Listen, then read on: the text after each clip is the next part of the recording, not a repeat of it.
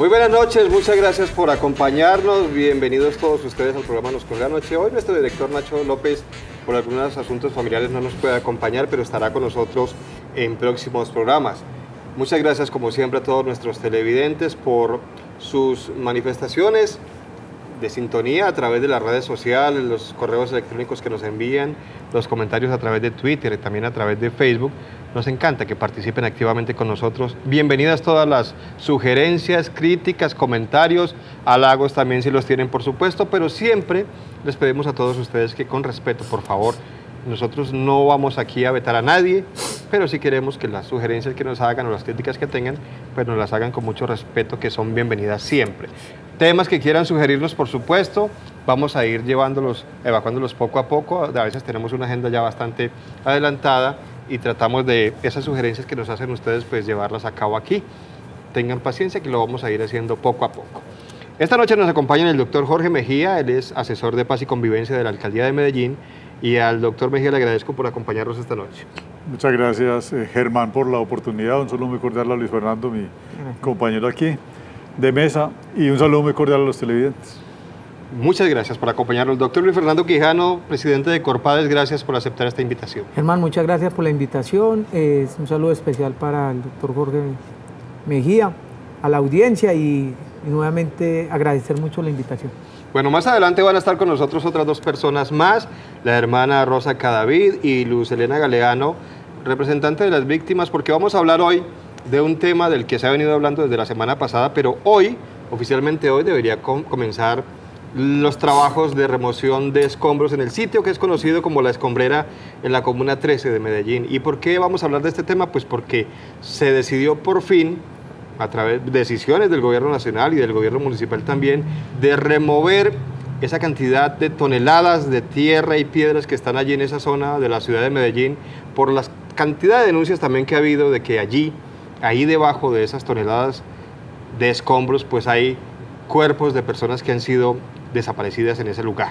La famosa escombrera, considerada como la fosa común urbana más grande del mundo. Están viendo ustedes la zona donde se ubica esta escombrera, y pues comenzó, decíamos, oficialmente el trabajo de remoción, de excavación de estos escombros para saber si es verdad que hay allí o no cuerpos enterrados. De ese tema vamos a hablar esta noche, y le decíamos a ustedes que ya viene Luz Elena Galeano, que es representante de las víctimas, y también la hermana Rosa Cadavid, quien ha estado acompañando muy de cerca a todas estas víctimas en este proceso. Comenzamos, doctor Mejía, por el principio. ¿De dónde salió la información de que en La Escombrera había cuerpos enterrados? ¿Quién comenzó a hablar de ese tema? A ver, Germán, ese es un tema que se ha ventilado desde hace varios años en la ciudad y en el país, alrededor del fenómeno de la desaparición forzada. En Medellín se ha relacionado ese fenómeno con la existencia de una fosa común en el sector de La Escombrera, en la Comuna 13. Ese es un territorio muy grande, son cerca de 100 hectáreas, por lo que no ha sido fácil precisar exactamente los puntos en los cuales se podrían hallar restos humanos de personas desaparecidas. La Fiscalía, con base en sus indagaciones, particularmente declaraciones de desmovilizados de las AUC, que en su momento fueron comandantes paramilitares en ese territorio, a partir de allí la Fiscalía le entregó a la Alcaldía 4 coordenadas, 4 puntos debidamente georreferenciados, que nosotros sometimos a estudios por parte de técnicos, ingenieros, geólogos, topógrafos, para evaluar la viabilidad técnica de esa intervención. Fue así como se clarificaron 3 polígonos. 2 de los 4 puntos que entregó la Fiscalía se juntaron en uno solo porque estaban muy cerca uno del otro, y quedaron 3 polígonos.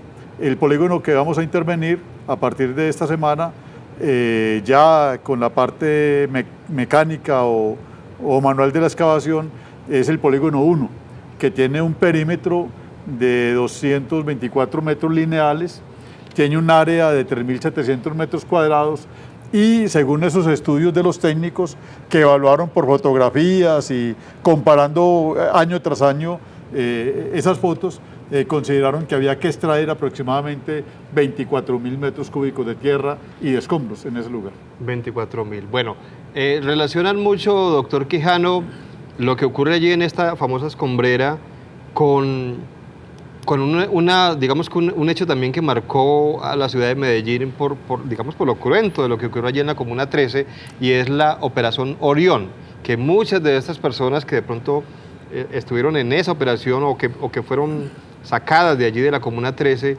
pues terminaron en esta escombrera. ¿Qué relación tiene la escombrera, doctor Quijano, con la Operación Orión?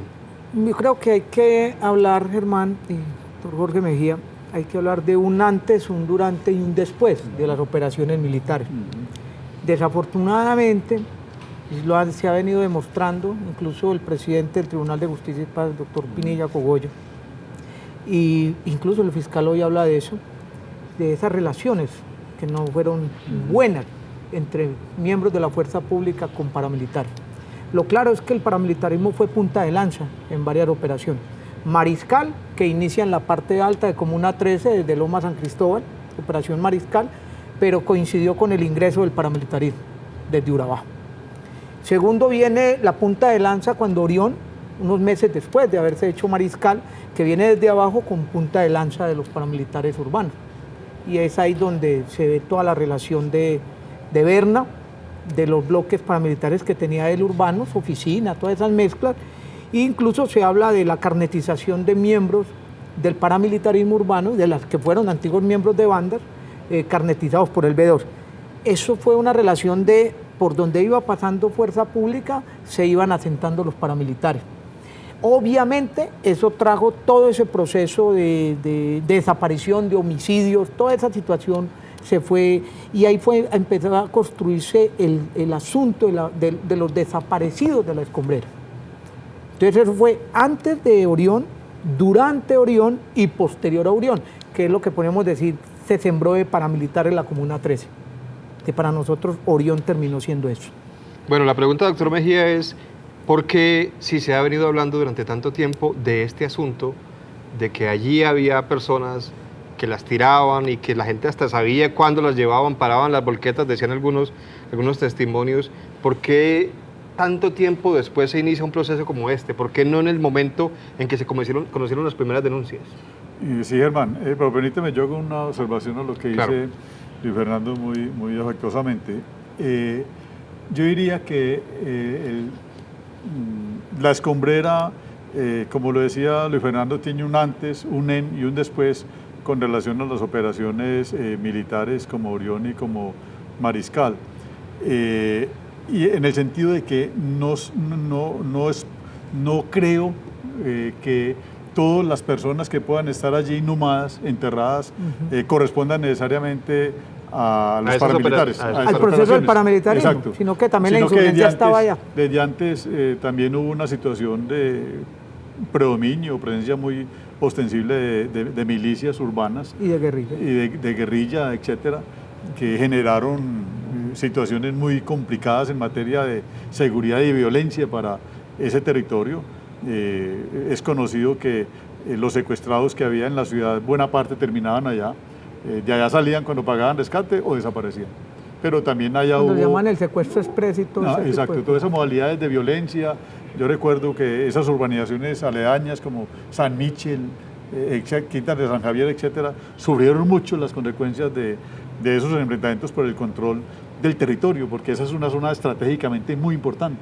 Ese occidente de Medellín permite la conexión con Urabá, con occidente del departamento y a su vez con Urabá, por lo tanto controlar esa montaña un corredor estratégico. Era muy importante, pues por allí había un oleoducto de combustible, quien controlara ese producto tenía acceso a una renta ilegal muy importante, muy significativa. El tráfico de armas y de drogas también era un asunto que se controlaba desde allá.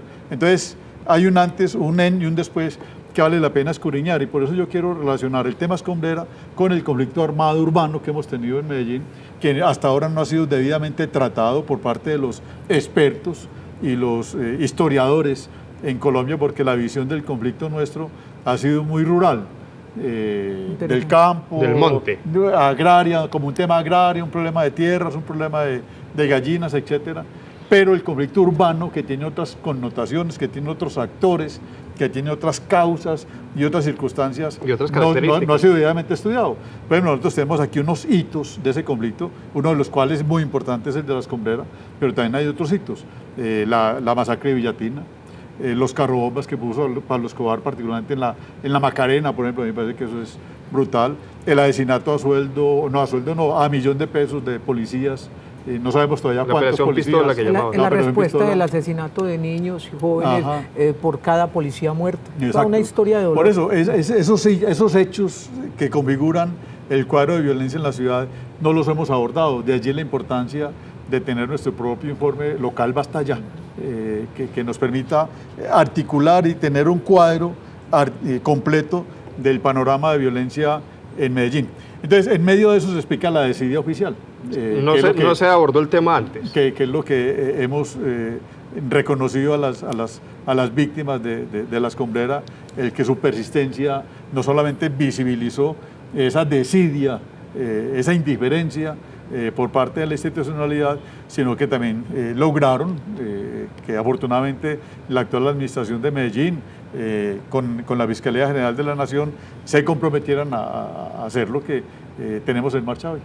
Muy bien, vamos a hacer una pequeña pausa porque ya llegaron nuestras invitadas, Luz Helena Galeano y la hermana Rosa Cadavid, y van a hacer también parte de esta mesa para dialogar con todos ustedes, con ellos y con todos ustedes sobre este tema de la Escombrera, lo que hemos llamado como la verdad enterrada. Muchas denuncias de personas que supuestamente están allí bajo esas toneladas de escombros, pues esperando a los familiares a que aparezcan para que al fin, digamos, puedan hacer su duelo y sepan realmente qué pasó con sus familiares. Ya estamos de regreso, muchas gracias por continuar con nosotros. La Escombrera, la verdad enterrada, le hemos llamado al capítulo de esta noche de Nos Cogió la Noche, porque las familias vienen denunciando desde hace mucho tiempo que allí en esa escombrera, en la Comuna 13, pues hay muchas personas enterradas, muchos cuerpos de personas que fueron reportadas como desaparecidas, y ahora se inicia un proceso, digamos, con voluntad del Gobierno Nacional y de la Administración Municipal, de la Fiscalía también, de hacerle caso a estas familias, a estas familiares de estas víctimas, y comenzar el proceso de excavación. Comenzaba hoy oficialmente, hoy era el inicio oficial para comenzar a remover esa cantidad. Usted me habla, doctor Mejía, de cuántas toneladas de tierra hay. Aproximadamente son 24.000 metros cúbicos. Pues no sé hacer la traducción a toneladas. Pero eso es mucho. Pero es mucho. Pero son mucho material. Toneladas. Muchas toneladas. Bueno, y decíamos que teníamos a la hermana Rosa Cadavid. Digamos que la hermana ha estado muy pendiente también allí, ha acompañado a todas estas familias en esa zona, y le queremos agradecer, hermana, por acompañarnos esta noche en el programa. Bienvenida. Muchas gracias. Y también Luz Helena Galeano, representante de las víctimas de allí de la Escombrera, le agradecemos también por haber aceptado la invitación esta noche. Bienvenida. Muchas gracias. Voy a comenzar con la hermana. Usted ha estado acompañando a estas personas durante mucho tiempo y ahí sigue todavía. ¿Qué ha recogido durante todos estos años? ¿Cómo es ese clamor de estas personas que por fin son escuchadas después de tantos años? A ver, he recogido muchas esperanzas. Este grupo, desde que se conformó, que hace más o menos 13 años los estamos acompañando, pues el clamor era ese, por favor, están botando escombros y están encima los cuerpos de nuestros familiares. Es una petición y una súplica que siguen haciendo porque aún sigue la escombrera abierta, de que por favor les cierren la escombrera, porque para ellas es muy doloroso saber que sus seres queridos que están ahí siguen recibiendo las tierras y los escombros de la ciudad. Pero ahora que se inicia como este proceso, vuelve y renace la esperanza. Esta mañana precisamente en una reunión nosotras decíamos que este grupo ha sufrido como muchos momentos difíciles, como que arrancan animadas, se agrupan, se fortalecen y llega un momento en que dicen ya no más, nos cansamos. Y obviamente nosotros también hemos sentido la impotencia de no ver por lo menos que les cierren la escombrera, que es la mínima súplica que han venido pidiendo durante tanto tiempo. Entonces nosotros también hemos tenido como esos altibajos, valdrá la pena seguir haciendo todo este esfuerzo cuando no nos escuchan, cuando no nos oyen, cuando no nos ponen cuidado, cuando a veces piensas que es mentiras. Sin embargo, volvemos a coger impulso, no vamos a decaer, vamos a seguir luchando, ya tenemos mucho tiempo y vamos a seguir diciendo que por favor, ahí hay cuerpos. Y la gente pues inicialmente siempre ha pensado en la zona de la Escombrera, pero nosotros nos hemos dado cuenta que no solamente hay cuerpos, sino que también hay en otras áreas de esa zona. Y entonces muy amablemente nosotros, yo digo que nosotros porque las organizaciones sociales con la alcaldía, a pesar de las diferencias, hemos logrado acuerdos y la Fiscalía General de la Nación. Y una de las inquietudes que teníamos era pues, que estas víctimas participen directamente de esto porque para ellas es un alivio grandísimo. Y yo pienso que si se inicia una excavación, una búsqueda de desaparecidos, tiene que estar la familia, tiene que estar las víctimas, porque esas son la razón de ser de ese proceso. Ahí comenzó todo, con el clamor de las familias. El clamor de la familia fue de muchos puntos de vista. Yo recuerdo que los primeros días con miedo, porque no hemos dejado el miedo. Con miedo, ellas se querían visibilizar, nos agrupamos, dijimos, por favor, vea, cierren esa escombrera. Sin embargo, fuimos hasta maltratados, ¿sí? En esos primeros momentos. Porque estábamos diciendo mentiras, nos estábamos imaginando una cosa que no era cierta. Ustedes les dijeron de frente, ustedes están mintiendo. Sí, muchas Eso no veces. Es verdad. Muchas veces no había como esa credibilidad frente al clamor de la gente. Nos estábamos suponiendo, estábamos siendo subjetivas y así por el estilo. Entonces, sin embargo, nosotros veíamos que no había quien escuchara, no había como esa parte de sensibilidad frente al dolor de la gente, no había solidaridad y seguíamos ahí como insistiendo. A mí personalmente me ha dolido mucho la indiferencia de la sociedad. La sociedad no ha sido como muy sensible frente a este dolor que ha vivido estos familiares de los desaparecidos. Yo digo porque he vivido todo el proceso con ellas. Desde el mismo momento en que empezamos a darnos cuenta que habían cuerpos ahí, me decía una señora, es que los llevan vivos y encima les tiran una volqueta de tierra. Cuando la gente empieza a hablar como de esta tragedia tan dolorosa, a mí personalmente en la cabeza no me cabe que eso pueda pasar, pero realmente eso pasaba. Entonces nosotros iniciamos como todo este trabajo, con esfuerzos, con luchas, con sufrimiento. Me ha tocado verlas como ellas también se deterioran, se agotan, se cansan de tanto sufrir y muchas veces hasta ser muertos sin saber la verdad. Entonces a mí me ha parecido un proceso bonito en el sentido de que ellas siguen resistiendo y siguen ahí luchando para que realmente algún día por lo menos sean escuchadas. Y reitero de verdad que la voluntad que tuvo la alcaldía en este momento con la Fiscalía General de la Nación y las víctimas, pudimos llegar a unos consensos concretos con unas propuestas muy concretas y fue así como pudimos dar inicio a este proceso. Muy bien, Luz Helena Galeano, usted es una de las víctimas, una familiar de víctima. Usted me dijo a mí, no le voy a contar mi historia porque no hay mucho que contar. Tiene una persona aparentemente desaparecida que puede estar ahí en esa escombrera. ¿Cuántos años esperando que se hiciera esto que hoy se logró? Pues la desaparición de mi esposo lleva ya 7 años. 7 años. ¿Y hay gente que lleva más tiempo esperando? Sí, 13 largos años de resistencia frente al tema de cuando ocurrió la famosa Operación Mariscal, luego la Orión, que fue donde mayor barbarie ocurrió allí en la Comuna 13. Bueno, la hermana nos dice que ha sido muy complicado lograr que ustedes sean escuchadas. Indiferencia también, no les creían, se lo están imaginando. ¿Cómo ha sido ese proceso durante todos estos años y de dónde sacan tantas fuerzas para persistir, insistir y no desistir? Precisamente es por el amor que le tenemos a nuestros seres queridos desaparecidos, esa resistencia y esa lucha de varias mujeres ha sido incansable. También pues hemos podido resistir por el apoyo que nos han brindado la Corporación Jurídica Libertad, el MOVICE, que es el Movimiento Nacional de Víctimas de Crímenes de Estado, la Obra Social Madre Laura, y entre nosotras mismas del grupo de Mujeres Caminando por la Verdad nos hemos brindado apoyo la una a las otras y hemos participado también políticamente, nos hemos capacitado para saber las leyes, entender que tenemos unos derechos y por eso es nuestra lucha, para seguir nuestros derechos y que no nos los vulneren más. Luz Helena, lo decía también la hermana, miedo antes y miedo todavía. La verdad, en estos momentos yo no siento miedo. Ya no.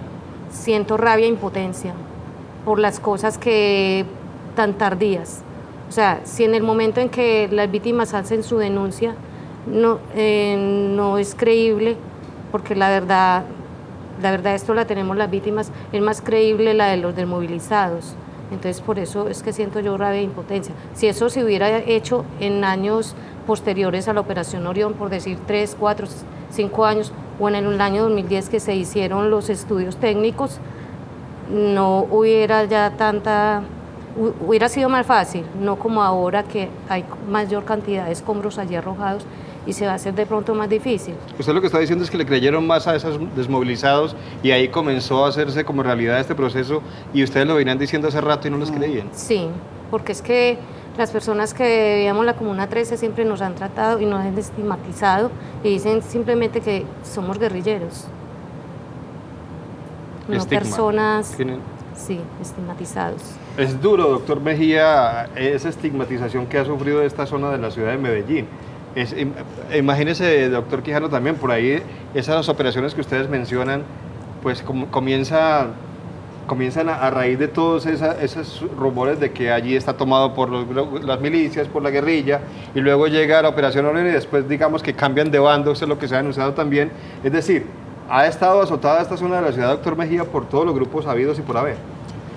Sí, Germán, pues hablando de la hermana Rosa y a Luz, muy fraternalmente, es un reflejo de lo que ha sido el conflicto en este país, pues la falta de presencia del Estado, la falta de autoridad del Estado para atender el clamor y las necesidades de la población, la falta de decisión que lleva a que estos territorios en un momento determinado se los disputen o los controlen actores no legales, ajenos a la institucionalidad, que fue lo que pasó en la Comuna 13 y también en otros lugares de Medellín, con las consecuencias tan dramáticas para la comunidad, que es la que finalmente sufre de esa incapacidad del Estado para brindarle protección a las personas como es su obligación.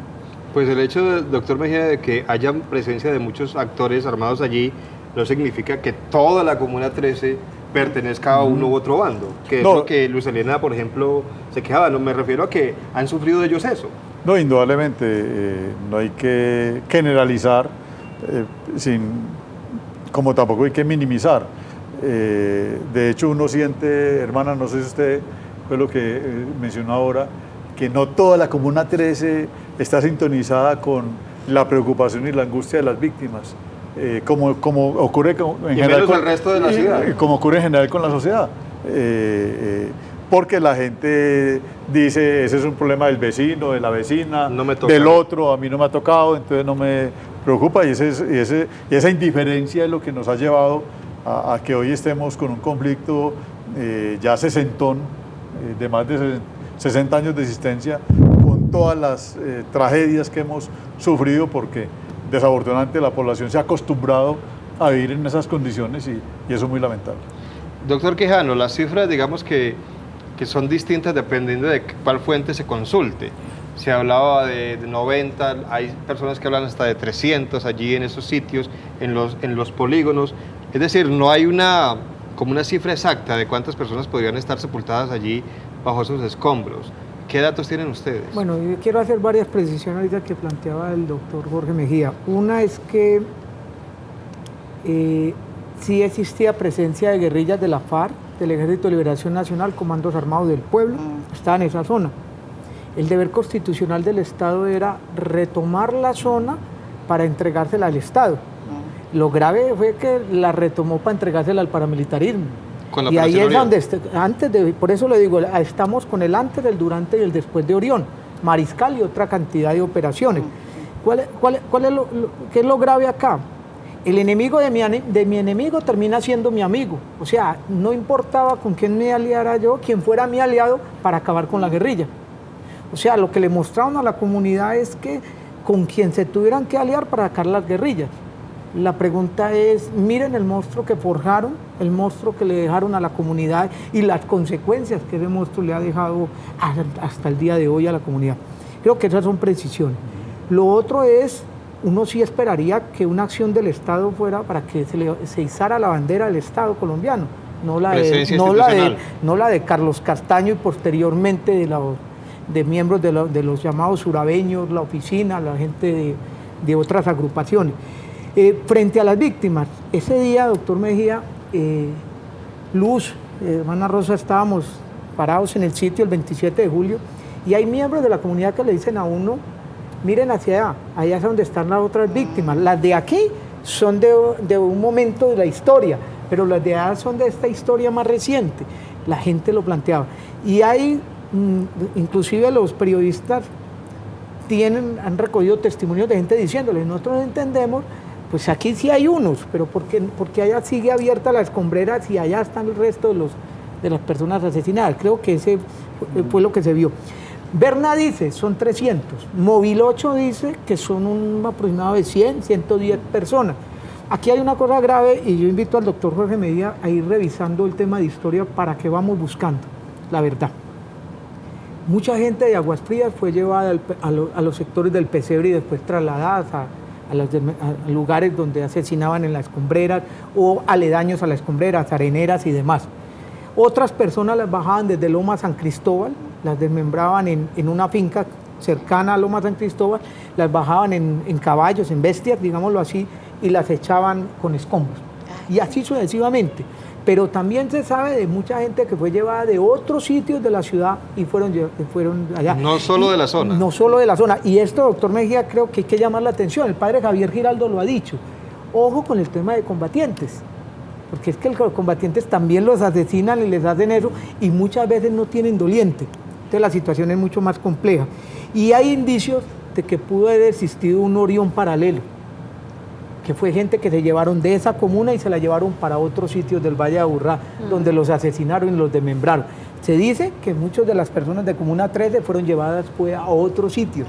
No necesariamente ahí. No necesariamente ahí. O sea, ahí hay un juego macabro y terrible. eso es lo que deberíamos hacer entre todos, encontrar la verdad, realmente lo que pasó en Comuna 13 y en el resto de la ciudad. Perdón, hay otra preocupación ahí en relación a Móvil 8, porque Móvil 8, según tengo entendido, estuvo antes del 2002. Él dio una información antes de que se diera la operación Orión, Mariscal y Antorcha. O sea que la escombrera, el sitio denominado La Escombrera, es donde tiene los residentes que no sabemos ni cuántos de la cantidad que hay, porque Móvil solo señaló una parte, porque él dijo, me parece que si no estoy mal informada, él dijo que a él se lo habían trasladado en el 2002. Entonces él tiene información antes de la operación Orión. No se ha todavía investigado ni analizado lo que pasó con toda la operación, con las operaciones que hubo en ese año 2003, operación Orión, Mariscal y Antorcha. Entonces eso es mucho más grave y a la gente eso la pone mucho más preocupada porque ellos perdieron sus familiares fue durante esas operaciones que se dieron en la comuna. Recordemos quién es Móvil 8, doctor Quijano. Móvil 8 hablan de un comandante del bloque Cacique Nutibara. Alguna gente duda de su poder militar. Otros dicen que es una persona que tenía relativa fuerza. Indudablemente las organizaciones paramilitares en Comuna 13 eran otros, los poderosos, llamémoslo así en el mundo del paramilitarismo urbano. Quincón fue famoso, uno de los más sanguinarios hombres de la operación antes, durante y después. Carlos Pesebre, que no se le puede sacar de acá, un tal alias El Gomelo, que fue un hombre que se desertó de los grupos de insurgencia y se pasó directamente, incluso se habla de que desmembró mujeres. Es distinto el de la Comuna 8. ¿Cómo? Es distinto el de la Comuna 8. Son varios Gomelos. Este Gomelo se dice que fue un hombre que le asesinan, al parecer la milicia de eso, le asesinan a un familiar y después él se vuelve un asesino, una persona que desmembraba personas y demás. Eso es la locura colectiva de la guerra en una comuna como la 13. Pero creo que la hermana apunta algo y creo que es importante. Ojo, porque podría ser que los que están allá no son los de allá, sino que los están en otro lado. Y no sabemos dónde. Y no hay se sabe. serios indicios, pero no sabemos exactamente. Igual. Bueno. No, de luz. Que igual frente a este caso que se expone, nosotros le hemos hecho una exigibilidad a la Fiscalía General de la Nación, que en caso de no hallar cuerpos en este polígono, se haga una búsqueda integral en los otros polígonos y en toda la Comuna 13 y en la ciudad de Medellín. Nosotros mismos estamos conscientes de que todas las víctimas de la 13 no están allá en la 13, Exacto. que están en otro lugar, entonces puede haber una búsqueda integral en todo el contorno de la ciudad de Medellín. Por eso es importante, Germán, a propósito de lo que dice Luz, el plan integral de búsqueda, que fue también una aspiración muy sentida de las víctimas y de la comunidad durante muchos años y que ahora la Fiscalía afortunadamente vino a atender. Allá el 27 se firmó, así sea protocolariamente el compromiso, pero ese plan nos va a permitir avanzar en esas incertidumbres que son muy fuertes y muy válidas respecto a qué ha pasado en la ciudad respecto a los desaparecidos. Pero otra observación, Germán, respecto al número. Nosotros dimos la tarea de cruzar las bases de datos de las distintas entidades, incluida la comunidad, la Fiscalía y la Alcaldía, y nos dio la cifra que teóricamente hemos manejado de cerca de 90, 100 personas. Incluso las víctimas, el 27 leyeron uno por uno los nombres de las personas. Esos son los que están aparecían. certificados, digamos, Por eso, así los que han están, sido... y entonces hay una desinformación que hace muy complejo el tema, pues porque no hay claridad, no hay precisión sobre una cifra más o menos certera. Subregistro. No exacto, tiene que haber subregistro, porque como lo dice Luis Fernando, no son todos los que están todos los que son allá. Perdón, pero una cosita sí quería también hacer claridad, y es que la gente salió desbandada. Mucha gente se fue de la comuna. Nosotros mismas no hemos podido localizar familiares de los desaparecidos, porque fue tan horrible el dolor y la tragedia que vivieron, que ellos quieren permanecer en el anonimato porque les da miedo. Entonces ha sido muy difícil conseguir los familiares de todos los desaparecidos. Hermana, de ese tema quiero que profundicemos en segundos después de la pausa comercial. Nosotros ya regresamos. Muchas gracias por continuar con nosotros. Estamos hablando hoy sobre La Escombrera. Famoso este sitio porque es considerada como la fosa común más grande, urbana más grande del mundo. Y se habla de cientos de cuerpos sepultados allí, en esas historias que nos están contando aquí nuestros invitados. Historias horribles, macabras, doctor Quijano, de lo que hacían con las personas antes de sepultarlas allí bajo toneladas de escombros. Y la petición de las víctimas es: cierren la escombrera, porque entre más escombros, pues más difícil de encontrar a esas personas, esos cuerpos allí. Pero la hermana Rosa Cadavid, antes de la pausa, nos hablaba de un tema que es bien interesante, y el doctor Mejía también nos lo contaba. Hay un subregistro porque digamos que no todo el mundo se atreve a denunciar, porque hay gente que tiene mucho temor por su seguridad. Muchas personas, hermana, usted lo decía, se fueron y no los han podido localizar y no se sabe dónde están, para que entreguen esos datos y además porque, digamos que para hacer un poquito más real la cifra, ha sido difícil esa búsqueda. Ha sido muy difícil, primero porque le cogieron mucha desconfianza a la institucionalidad. Porque inicialmente cuando las personas iban a la fiscalía de pronto a poner un denuncio que les habían asesinado el familiar, los habían desaparecido, cuentan ellas que más se demoraban en llegar a la casa, preocupadas de haber puesto el denuncio, y ya los estaban siguiendo, ya las tenían tildadas como de personas colaboradoras con la guerrilla. Esto generó mucha desconfianza con la institucionalidad, porque entonces la gente decía: yo para qué voy a ir allá si es que todos están trabajando en lo mismo. Aquí están los paramilitares, con el ejército, con la fuerza pública y con todo el mundo. Nosotros aquí no acudimos, nadie nos escucha. Yo digo que hubo una desbandada. Todo el mundo, es que la comuna se desocupó muchísimo. Muchísima gente salió con mucho miedo, con mucho temor, además con esa angustia de que los estaban persiguiendo. Es lo que yo a veces como que tampoco entiendo. Tras de que me asesinan mi familiar, me desaparecen mi hijo, yo tengo que esconderme, porque como si yo fuera la responsable de lo que pasó. Entonces mucha gente optó por esconderse, inclusive en este momento nosotros sabemos de algunos que estaban en el grupo y no quieren volver a saber absolutamente nada de eso. Y también tenemos casos de otras personas que nunca han sido capaces de ir a poner el denuncio, nunca han sido capaces de ir allá por los mismos temores. Por más que uno les insista, porque nosotros sabemos que es importante que por lo menos se den a conocer, que están desaparecidos y eso, ellas no quieren todavía dar esos pasos. Ha sido un tema bastante complejo. La verdad es que yo hace tanto rato estoy acompañando a estas víctimas y todos los sufrimientos son muy grandes, pero el sufrimiento de un familiar, de un desaparecido, eso no tiene explicación, eso traspasa cualquier capacidad que tenga un ser humano de sobrevivir y de soportarlo. Es un sufrimiento tan profundo, tan hondo, tan preocupante, que ellas mismas se van como desmejorando, se van desgastando física y emocionalmente por los daños que genera la desaparición de un ser querido. Entonces sí nos ha costado un poco, a pesar de que nosotros la tarea la hemos hecho, que parece absurdo decirlo, pero más bien ha sido una visita familiar. Hay una hermana que a mí me angustiaba de ver familias encerradas que no querían hablar del tema, Y entonces tuvimos que hacer las visitas a nivel de familia, ir allá, conversar con ellas, decirles no están solos, vamos a ver qué podemos hacer.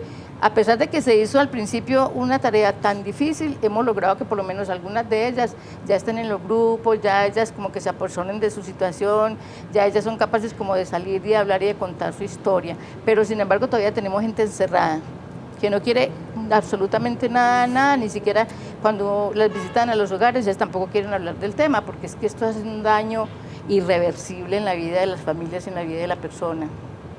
Bueno, Luz Helena, usted me decía ahora yo no tengo miedo y usted ha estado como al frente, una de las personas que ha estado al frente de esto, y se comienza este proceso y ustedes, a pesar de que están haciendo esta labor, de que hubo una decisión de la administración municipal y de la fiscalía, pero ustedes todavía tienen su desconfianza porque tengo entendido que ustedes armaron carpa ya para estar pendiente de lo que pase allí. Es decir, ustedes quieren ser testigos todo el tiempo de lo que allí pase. Pues sí, por eso fue como llegamos a un acuerdo con la Fiscalía General de la Nación y también con la Alcaldía de que las víctimas tuviéramos una participación activa en todos estos 5 meses del proceso que se va a dar en el Polígono 1.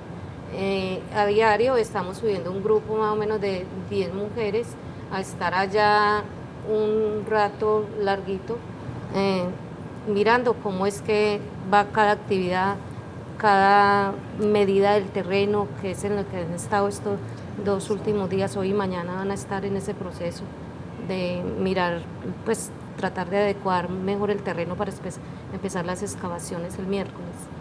Luz Helena, ¿quiénes son las personas desaparecidas? Es decir, ¿quiénes eran estas personas? ¿A qué se dedicaban cuando ocurrió todo esto? ¿La mayoría a qué se dedicaban? Pues la mayoría de las personas desaparecidas son hombres, casi todos son hombres. Algunos salían a sus trabajos, otros eran estudiantes. Allá hay mucho joven desaparecido. ¿Hay niños? Niños también, porque allá se empleó mucho el reclutamiento forzado. Entonces también desaparecieron niños. Los asesinaron a otros porque eran empleados como carritos. O sea, que pasaban información de aquí a allá, decían los combos. Entonces si estaban en este lado y pasaban al de allá, ya decían que eran informantes, entonces simplemente los asesinaban porque decían que eran informantes, pero eran personas inocentes. Doctor Quijano, pues, y me perdonarán los televidentes, esta pregunta que le voy a hacer al doctor Quijano, y también le pido perdón a Luz Helena y a la hermana y a las víctimas, pero usted nos narraba, doctor Quijano, unas situaciones macabras de que desmembraban, de que los tiraban.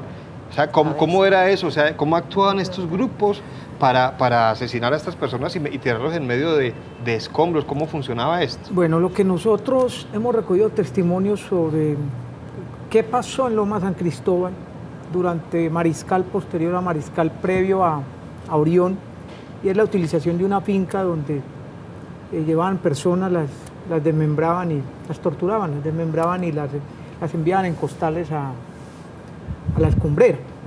De la escombrera, pues obviamente caían los escombros y iban tapando esos actos macabros. Se sabe incluso, alguna vez dejaron uno a la entrada de la escombrera y lo encontró un animalito, un perro que iba con su dueño, lo encontró. Eso no es un mito urbano, es real. Y lo encontró los restos humanos y era porque no los habían alcanzado a lanzar a la volqueta para hacer eso. Son parte de esas historias, pero hay algo que hermana Rosa, a uno le llama mucho la atención. Cuando se van desarrollando las operaciones, mucha gente salía inocente, llamémoslo así, a su trabajo y desaparecían. Se habla de, como en las épocas del 90, cuando la famosa guerra del Estado, los policías involucrados, Pablo Escobar, las bandas y todo ese tiempo, de la misma forma, subían vehículos, cogían, eso lo llamaban pescar, cogían gente, la metían en carro y se la llevaban lejos, gente de la Comuna 13 se la llevaban lejos, y a los que no tuvieran responsabilidad les hacían disque el acto de la muerte piadosa, y era sin tortura. Sin tortura. A los otros, pues obviamente calculen ustedes la dimensión. Creo que es mucho el horror. Yo creo que lo que hay que buscar ahora es, ojalá se encuentren personas, si no hay que seguir la búsqueda, porque es que, doctor Mejía, aquí no es un asunto usted me entiende lo que le quiero decir, no es un asunto de gastemos plata, aquí se está haciendo una inversión para encontrar la verdad.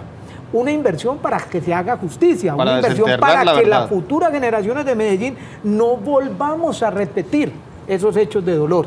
Aquí no va a haber detrimento patrimonial. Y permítame decirle algo, y no estoy haciendo propaganda política, la gente sabe mi posición frente a la alcaldía de Medellín. Muy crítica, siempre ha Bastante. sido. Pero yo puedo decirle algo, ni el gobierno de Fajardo ni el gobierno posterior realizaron nada que condujera a cambiar esa situación.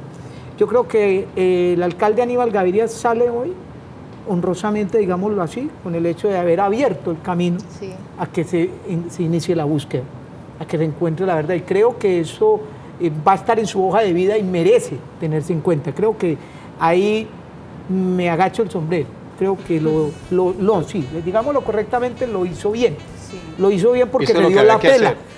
Porque mañana podrá, si no aparecen cadáveres, van a decir que había detrimento patrimonial, Que se que gastó eso la fue plata. una pérdida. Mire, todo lo que sirva para sanar la herida, todo lo que sirva para encontrar la verdad, bienvenido sea. Y ahí debemos apostar todo. Y es mi invitación a la próxima administración. Por favor, escuchen más a las víctimas y menos a los que fueron victimarios o que son victimarios. Luz Helena quería decir algo. Sí, hay que ver ahí que las responsabilidades, la mayor responsabilidad de lo que sucedió en la Comuna 13 es de agentes estatales, en conjunto con la Fuerza Pública, la Cuarta Brigada, el Ejército y en conjunto con los paramilitares. Entonces, y los verdaderos responsables se saben que fue el expresidente Álvaro Uribe, el general Mario Montoya, Leonardo Gallego y otros más que se le pueden sumar a esa lista. Y que esperamos las víctimas, que se haga justicia, o sea, para ellos haya un castigo también, que no porque tengan el poder pueden seguir delinquiendo, haciéndole daño a las víctimas. Eso es muy importante, Germán, porque supuestamente estamos en un proceso de paz, pensando en el posconflicto, en la reconciliación de este país, y no podemos pasar por alto situaciones como las que acá se han planteado alrededor de la escombrera. Pues un país que no atienda, que no le dé la cara a situaciones de ese tipo, no merece la paz, ni merece la reconciliación. Muy bien. Hermana, usted ha hablado del acompañamiento a estas personas por parte de su comunidad. Ustedes son de las... Misionera de la Santa Laura. De la Santa Laura. Madre La Santa Laura, la santa, Laurita. única santa que tenemos aquí, la Laurita. Y durante todo este tiempo acompañando, ¿cómo ha sido ese proceso? Usted me dice, vamos a las casas, visitas familiares, estamos siempre acompañándolos. O sea, una labor también bastante admirable la que hacen ustedes. No, sí, ha sido bonita, pues porque la gente encontró allí un espacio donde podían decir lo que sentían sin temores y sin miedo. Porque encontraron una persona que podía escucharlas, porque encontraron un espacio acogedor y una persona que siempre les estaba diciendo, ustedes no están solas, aquí nos vamos a agrupar, aquí vamos a llorar si nos tocaba llorar, porque fue muy duro el principio. Ahora usted las ve hablando y ellas salen en todas partes, pero inicialmente conformar esto fue muy duro. Claro. Muy difícil porque la gente se empezó a reunir también en medio del miedo, del terror, del horror. Ese hecho tan macabro, por ejemplo, que hubo en el Corazón, donde fueron capaces de cortarle la cabeza a uno, de ponérselas en el árbol para que la gente cogiera miedo. O sea, la manera de intimidar de estos grupos es que es absurda, ¿sí? Como que la sevicia era lo más importante en ellos. Entonces, la gente bajo esos mismos miedos, bajo esos mismos temores. Yo hasta me acuerdo que yo tengo una oficinita donde las escucho, y antes de llegar a la oficina hay 3 puertas y todas las puertas me las hacían cerrar. Y veían bien que no hubiera nadie por ahí porque el miedo que tenían era impresionante. Sí. Pero se fue agrupando la gente y entre ellas mismas se iban apoyando y se iban fortaleciendo. Y es así como se logró consolidar este grupo. Hermana, permítame que tenemos que hacer una breve pausa, no nos demoramos, ya regresamos.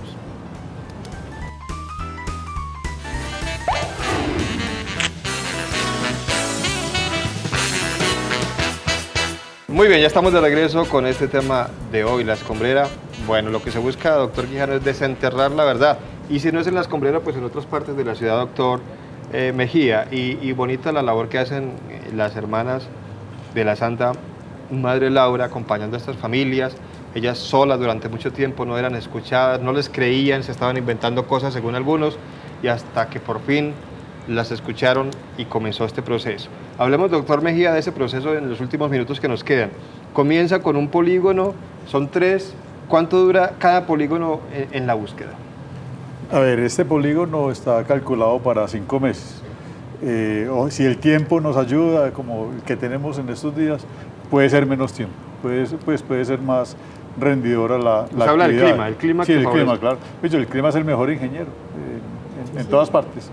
Entonces, como es un ejercicio fundamentalmente manual, o sea, con brocha, con palustre, con pico, con pala, puede ser dispendioso, porque es muy riguroso el protocolo que una diligencia judicial de este tipo requiere.